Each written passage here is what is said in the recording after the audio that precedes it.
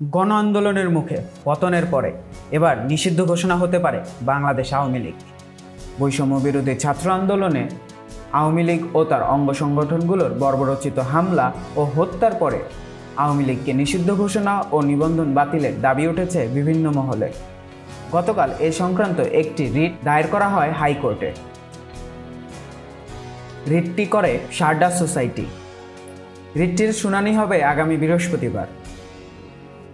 আজ মঙ্গলবার বিচারপতি এ.কে.এম. আসাদুজ্জামান ও বিচারপতি মোহাম্মদ মাহবুবুল ইসলামের সমন্বয়ে গঠিত হাইকোর্ট বেঞ্চ শুনানির তারিখ নির্ধারণ করেন। রিটের পক্ষে রিটকারী আরিফুর রহমান মুরাদ ভূঁইয়া নিজেই শুনানি করবেন। গতকাল শারদা সোসাইটির পক্ষে নির্বাহী পরিচালক আরিফুর রহমান মুরাদ ভূঁইয়া এই রিটটি দায়ের করেন। অভিযোগে বলা হয়েছে, বৈষম্য বিরোধী ছাত্র আন্দোলনের সময় ছাত্র জনতাকে নির্বিচারে হত্যার দায়ে আওয়ামী লীগকে নিষিদ্ধ ঘোষণা করতে হবে এবং দলটির নিবন্ধন বাতিল করতে হবে।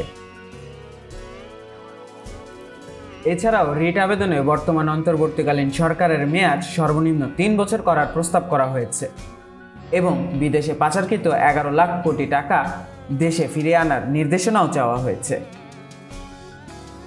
রিটে মন্ত্রিপরিষদ সচিব, রাষ্ট্রপতি কার্যালয়ের জনবিভাগের সচিব, দুর্নীতি দমন কমিশনের চেয়ারম্যান, আইন সচিব, নির্বাচন কমিশন সচিব, ব্যাংক ও আর্থিক প্রতিষ্ঠান বিভাগের সচিব, জাতীয় রাজস্ব বোর্ডের চেয়ারম্যান, বাংলাদেশ ব্যাংকের গভর্নর, বিএফআইইউর প্রধান এবং বৈষম্য বিরোধী ছাত্র আন্দোলনের সমন্বয়ক ও সহ সমন্বয়কদের বিবাদী করা হয়েছে।